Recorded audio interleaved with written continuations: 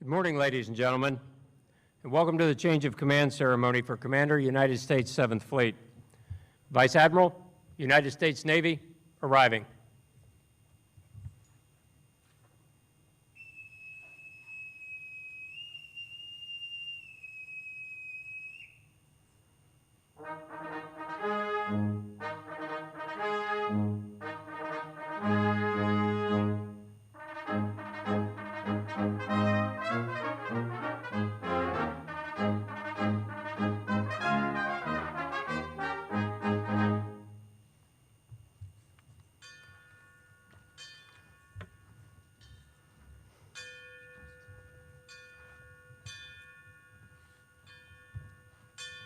Seventh Fleet, arriving.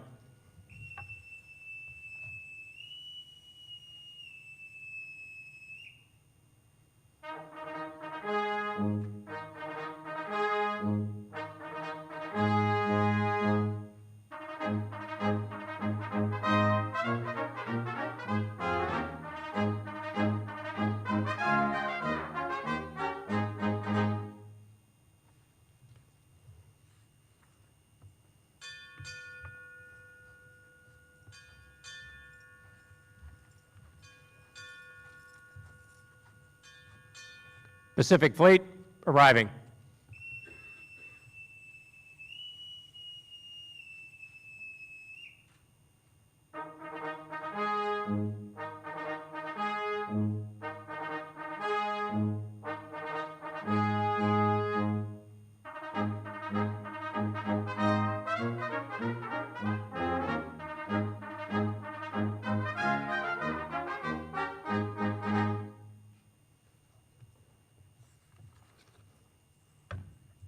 Sideways post.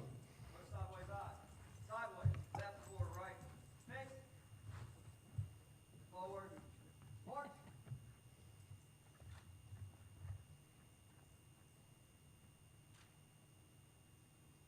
Color Guard, parade the colors.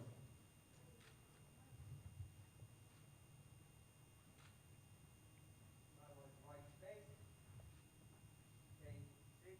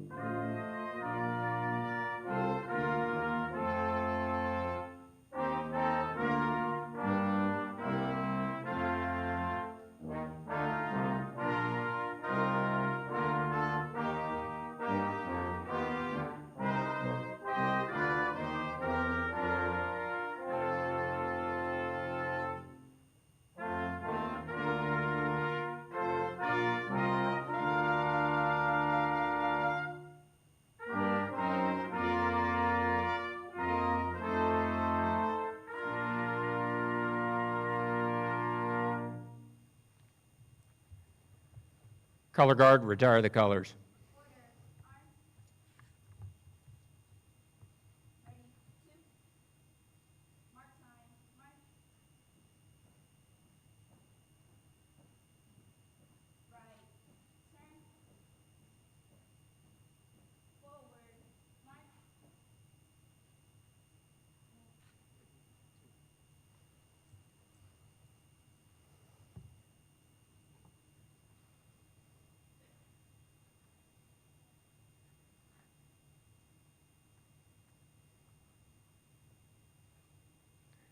Chaplain Mode will now deliver the invocation.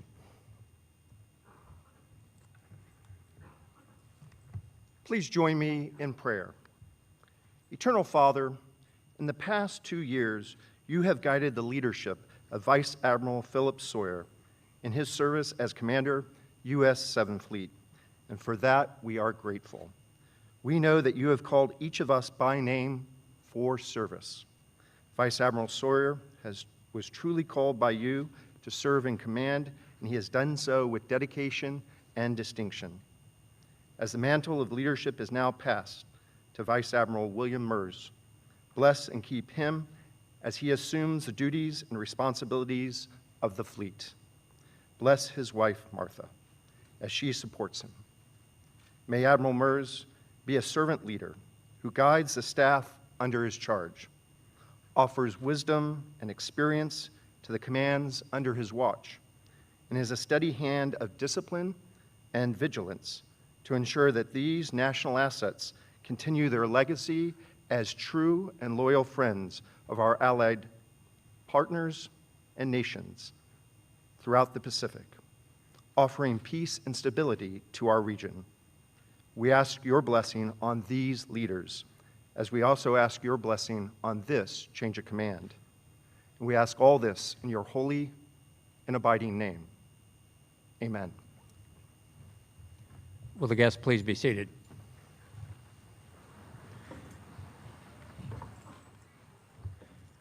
Ladies and gentlemen, Vice Admiral Phil Sawyer, Commander, 7th Fleet.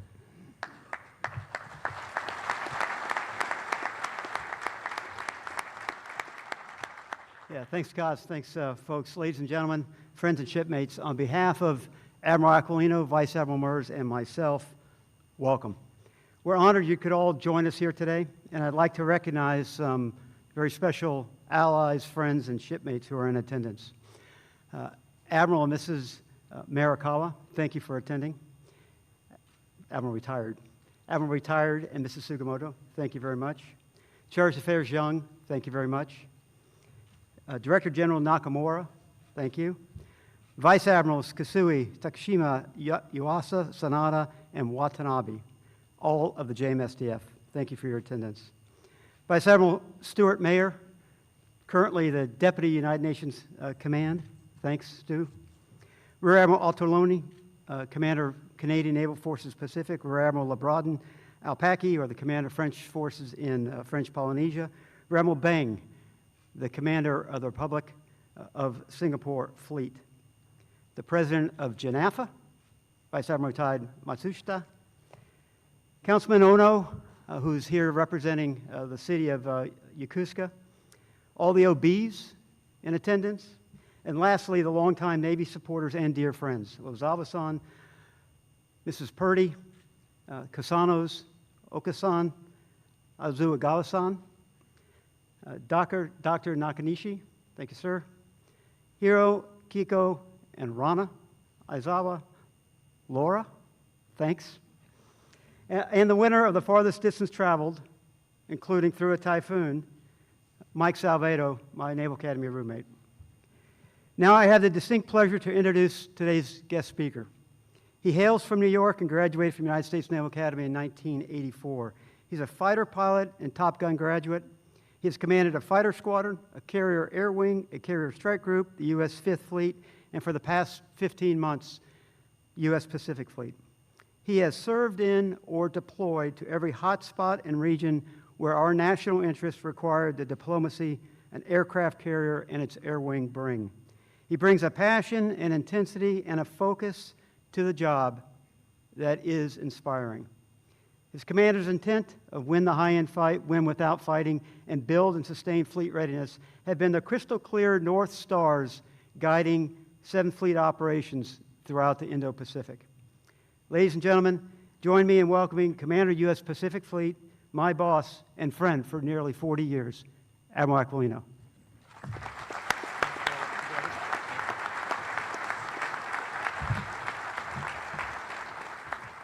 Good morning, konnichiwa, to our friends from Japan.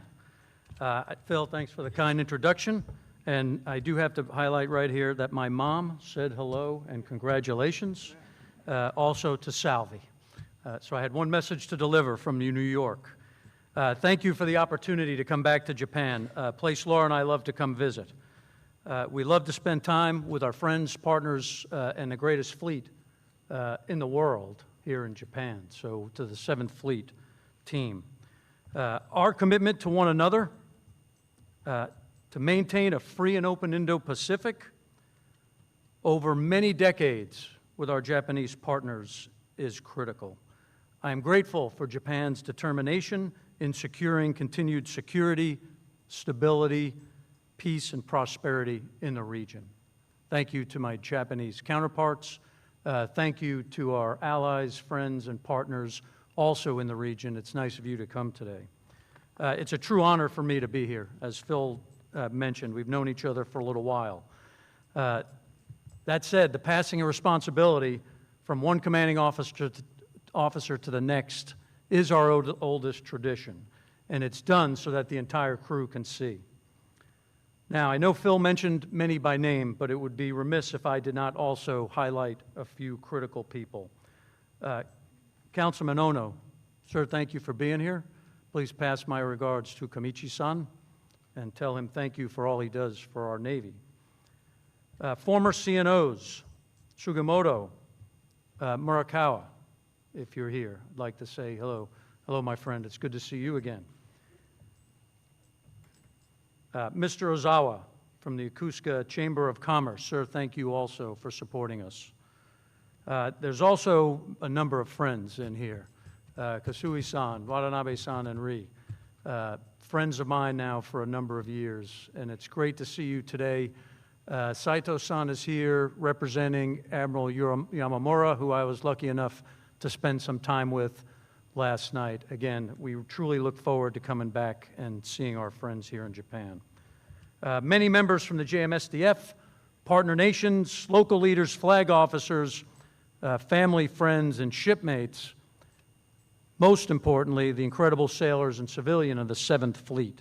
Thanks for the work you do here each and every day. So as Phil highlighted, we've known each other for a little while.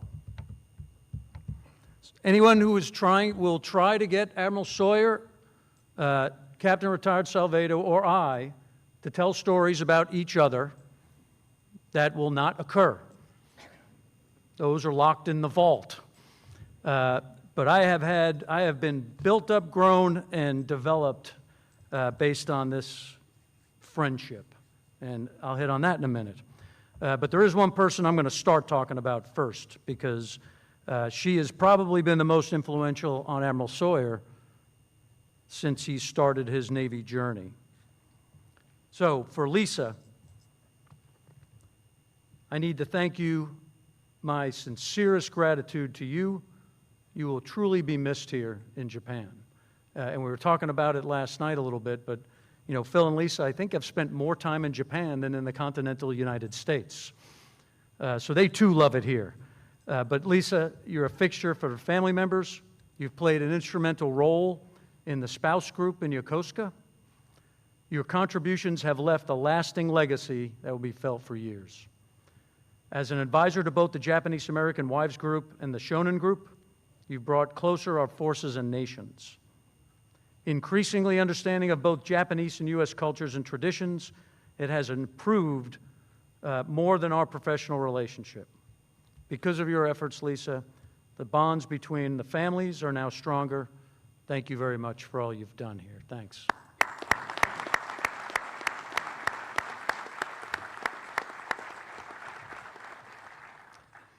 Okay, 39 years, the guy talking right now has been molded by Admiral Sawyer and Captain Salvedo sitting in the front seat.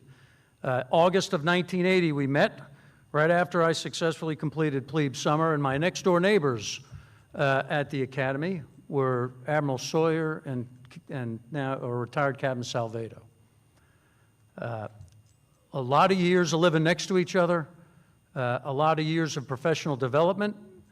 Don't get me wrong, there was a lot of playing hard while we were working hard.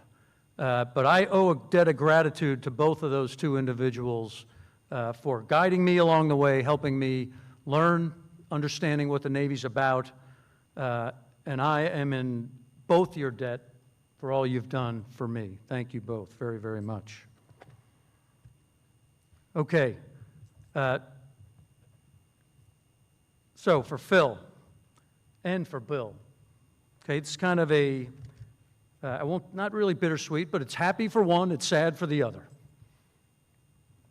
For me, it's both.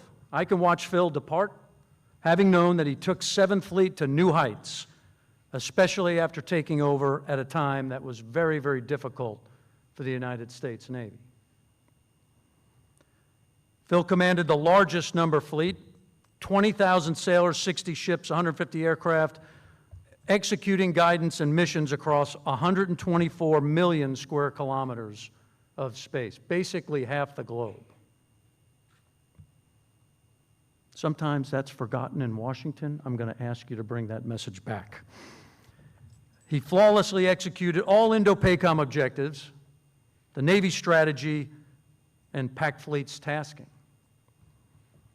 The list of accomplishments is long, and I'm not even going to try to start reading them. You'll hear about some of those in an award, but I'm going to wrap it up into a few high-level points. Phil pushed lethal naval combat power forward to continuously deter our adversaries in the region.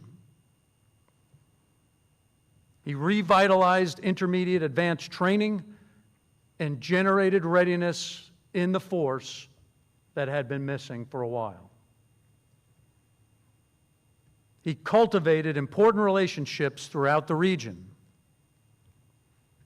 Not to mention many of you in the audience who already know that, but it will leave a lasting positive impact. Okay, relationships matter. You can surge forces, you can't surge trust. And Phil, the bar that I always use, the true test of a tour when you're departing is, did you leave the organization in a better place than you took it? And there is no question 7th Fleet is in a better place today than it was when you started. I understand that that was not a small task. I also understand it was because of your leadership, vision, focus, and determination. Thank you. Okay, to sum it up, Phil has instilled a war-fighting culture throughout the U.S. 7th Fleet. He's ensured that the ships, submarines, and aircraft are ready to answer the nation's call.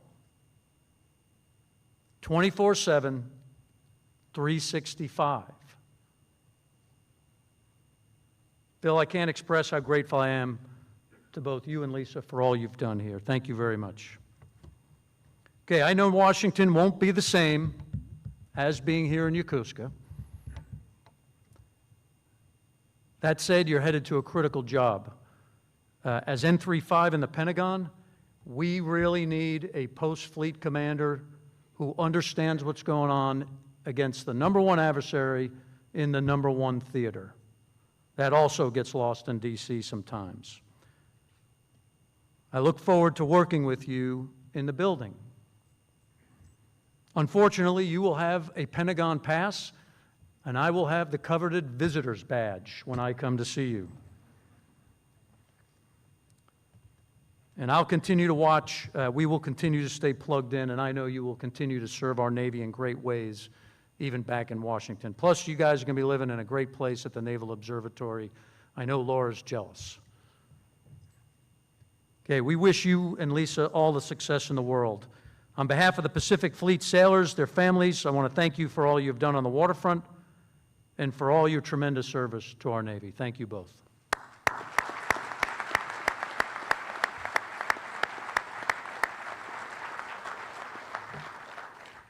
Now, for the happiest guy in the room, And as all of the naval officers know, the reason Bill is so happy because he is assuming command.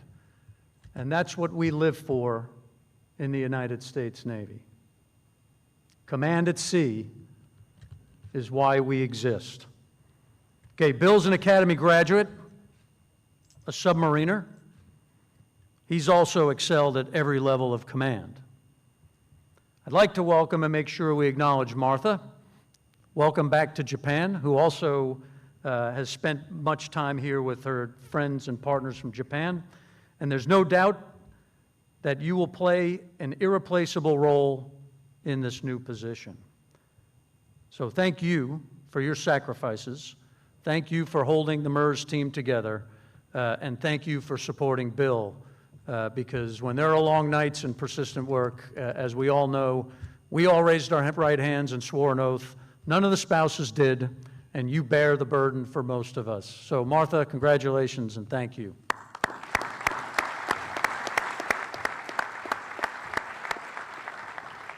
Okay, Bill also has his son Matt here today. Sitting right in the front row, that apple didn't fall too far from the tree. As a matter of fact, straight down. Matt's currently in nuclear power school, a soon-to-be submariner, and I found that out only because there were no more aviation quotas. He had to go submarines.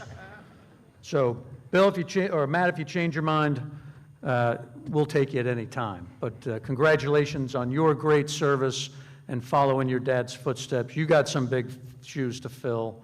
No one will judge you, however, I'm sure. Okay, Bill is coming from the Pentagon, also contributing to his happy state today. He is now the furthest guy on the planet from Washington, D.C., and that's a pretty good place to be. So congratulations on having achieved escape velocity. Somehow I think, though, your time there is not done.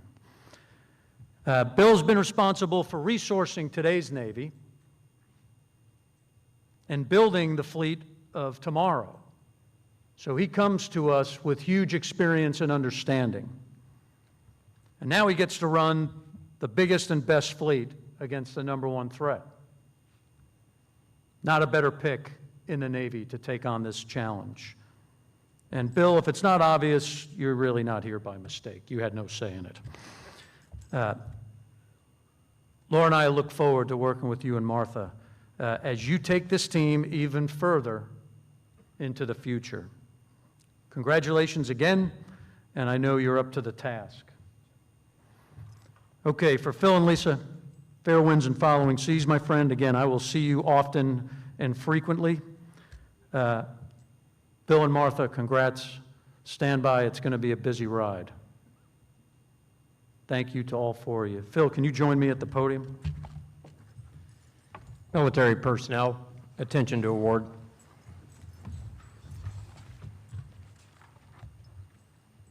The President of the United States takes pleasure in presenting the Distinguished Service Medal to Vice Admiral Philip G. Sawyer, United States Navy, for services set forth in the following citation. For exceptionally meritorious service to the United States in a duty of great responsibility while serving as Commander, U.S. 7th Fleet from August 2017 to September 2019. Vice Admiral Sawyer imbued the 7th Fleet with reinvigorated warfighting mentality and spirit. His prioritization of sustaining fleet ships and aircraft improved operational availability and maintenance quality. He revitalized intermediate and advanced training, leading the forward deployed Naval Surface Force through multiple exercises that improved surface warfare tactics, techniques, and procedures. 7th Fleet conducted safe surface and subsurface operations despite increasingly close interaction with the vessels of major foreign competitors. He also focused on the interoperability between U.S. and allied navies, leading to the seamless integration of the Japanese ship Isumo and Republic of Korea Navy forces into the Ronald Reagan Strike Group as a show of force against North Korean provocation. By his superior leadership, wise judgment, and deep devotion to duty, Vice Admiral Sawyer reflected great credit upon himself and upheld the highest traditions of the United States Naval Service. For the President, Richard Spencer, Secretary of the Navy.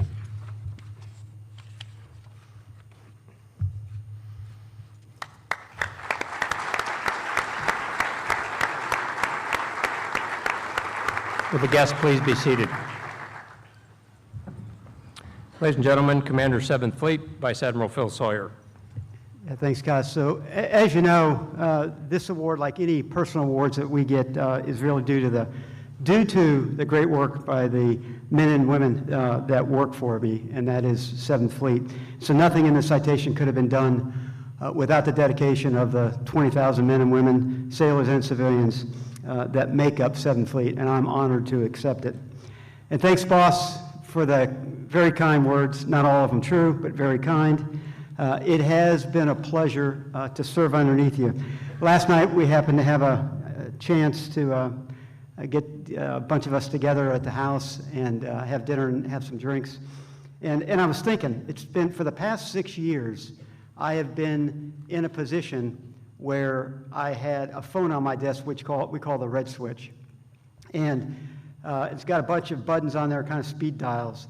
And for the past 6 years, Admiral Aquilino and I have had a lot of discussions back and forth on that red switch.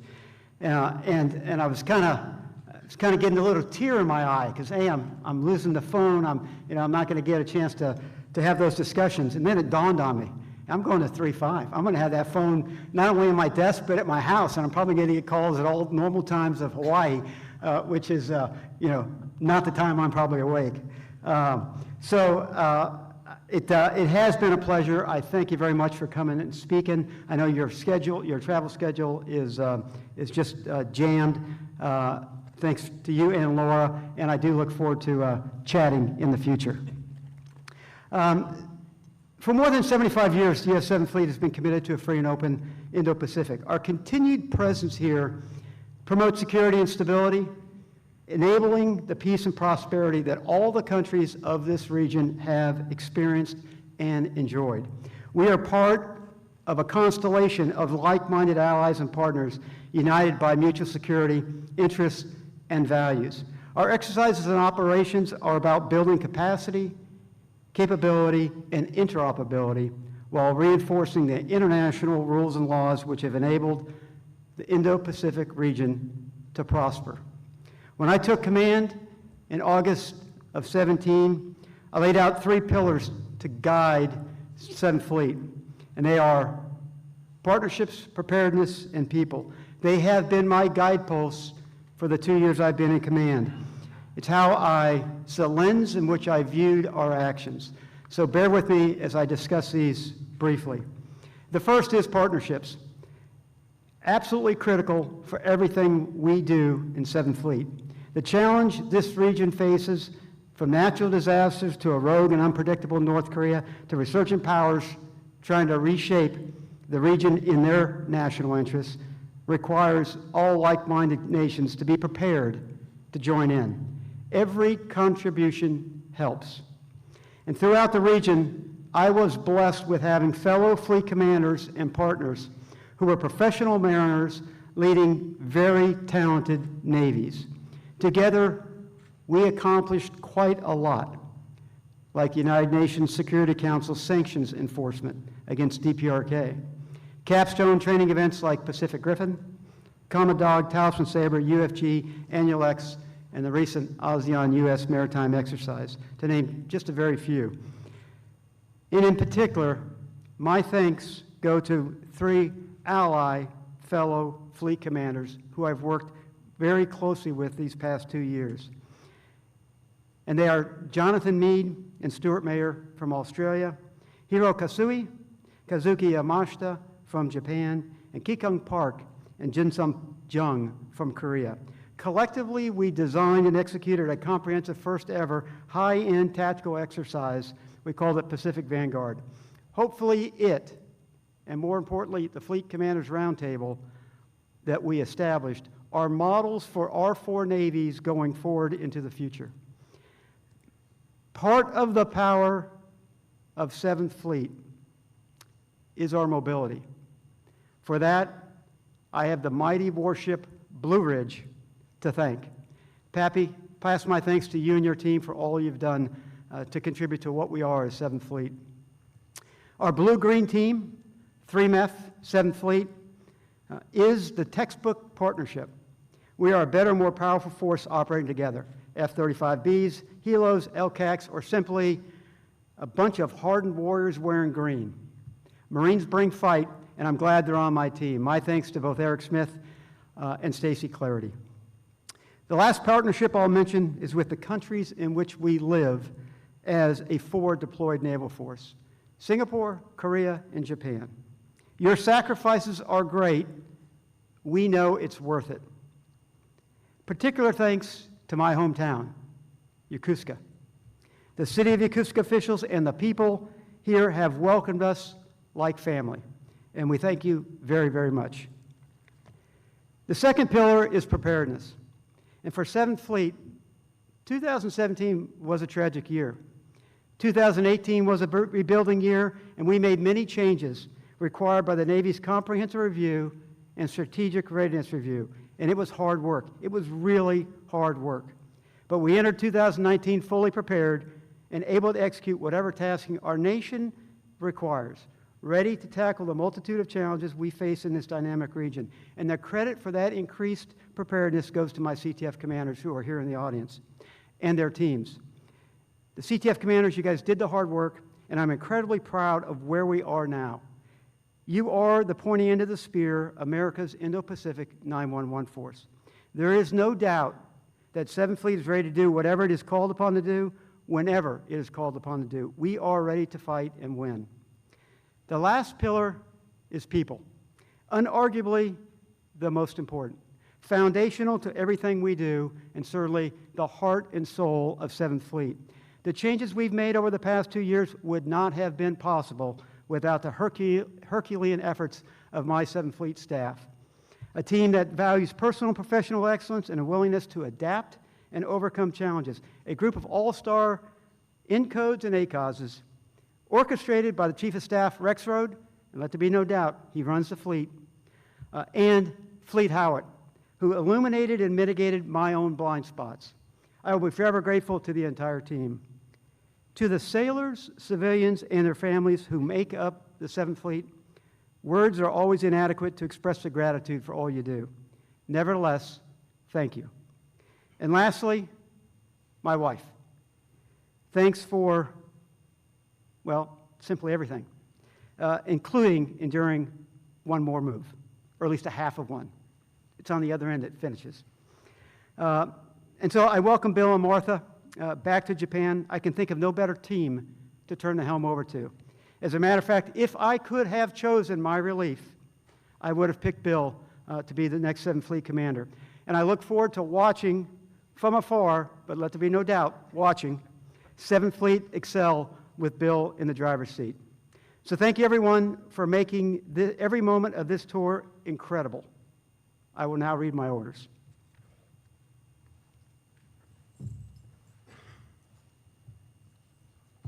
I ended a little quick for the cause.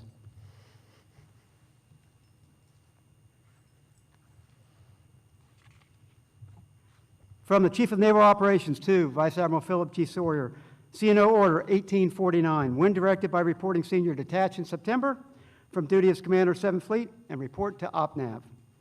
I am ready to be relieved.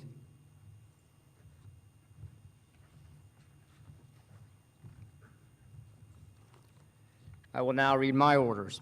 From Chief of Naval Operations to Vice Admiral William R. Mers. CNO Order Number 1986. Detached in September 2019 from duty as Deputy Chief of Naval Operations for Warfare Systems and report for duty as Commander 7th Fleet.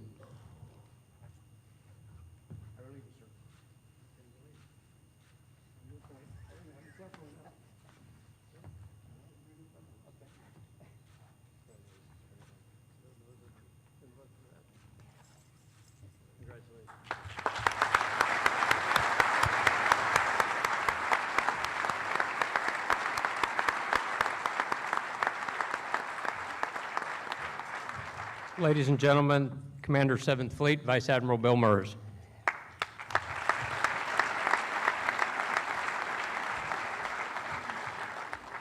Okay, well, good morning, and thank you all for joining us. Thank you, chaps, for laying out my command philosophy for me there. I appreciate that. So I've been a commander now for 4 minutes. So far, so good. And although we're inside, it really did turn out to be a beautiful day outside and a great day to bring us all together. So, ohayou gozaimasu, soshite yokoso, marita to, watashi wa, Nihon no yujin to no, saikai wo urushiku omoimasu. Kokokara wa eigo de hanashimasu. So Martha and I are very pleased to be back and look forward to our third move to the region and our 20th move overall. And I know there are those out there that have had even more than that. But what better region to land on such a nice round number? And we're hoping to hold off a little bit on move number 21. So thank you, boss and Laura, for making the trip. I'd also like to thank, again, Chief of Staff and our MC, Captain Tim Rexroad, and all the 7th Fleet staff for their commitment to my turnover amidst a very tight schedule, ongoing operations, and a somewhat uncooperative but very timely typhoon that came through. Mostly, I'd like to thank Phil and Lisa, not only for an extremely ready fleet that's in great shape and for a fantastic turnover, but for your friendship over the years. And Phil, you really are one in a million, and your perspective back in the Pentagon will be refreshing. And I just can't imagine how excited you must be to be returning to the peace and quiet of Washington, D.C. And Lisa, you light up every room you walk into. Phil pretty much, as he says, owes you everything. And we all know that. He knows that. And you know, as we say, behind every great officer is a surprise spouse.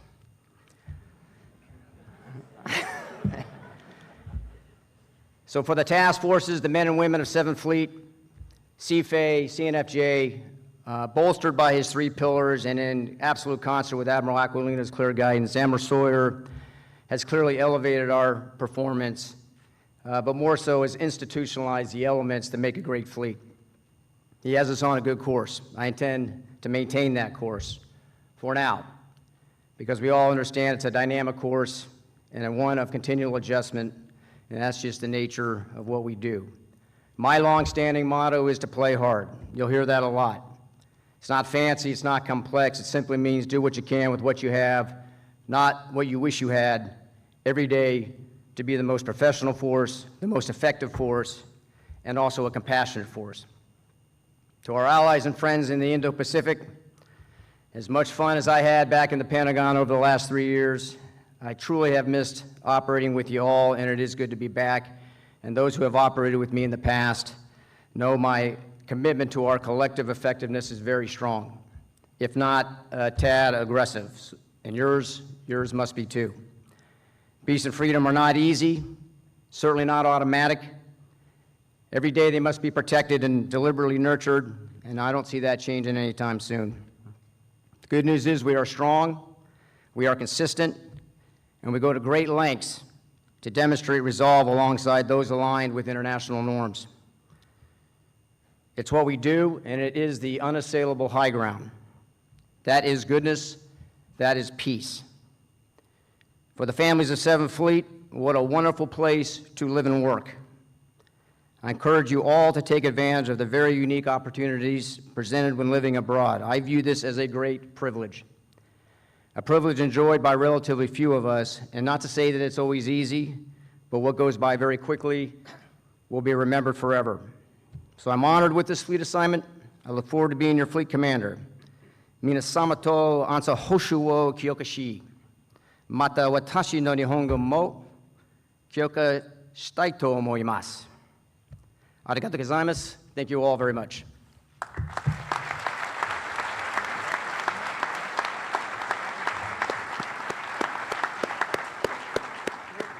Side boys post.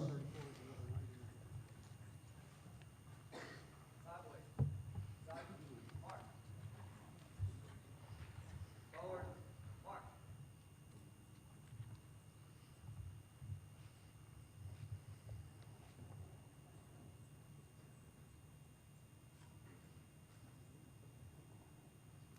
Ladies and gentlemen, please rise for the benediction and departure of the official party.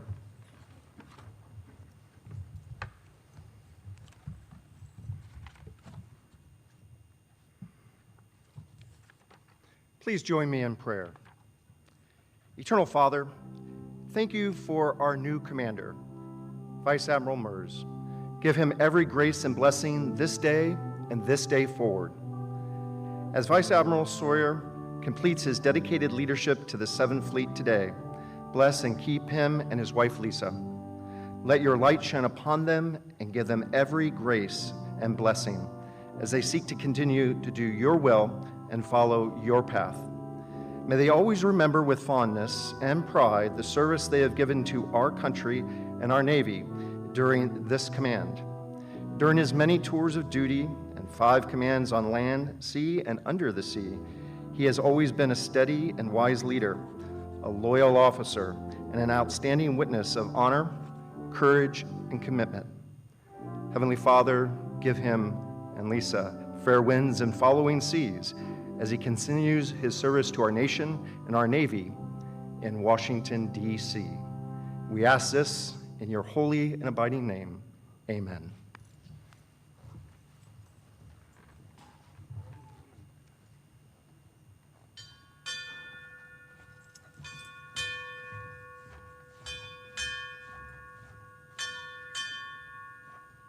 Pacific Fleet departing.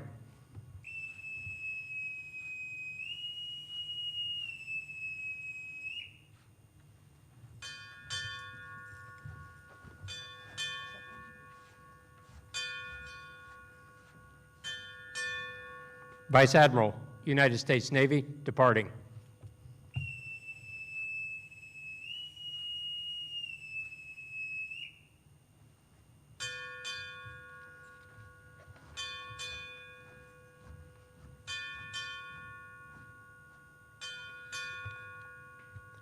Seventh Fleet, departing.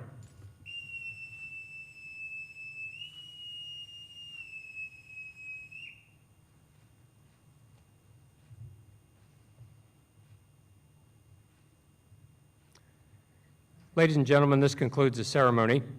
Thank you for attending today.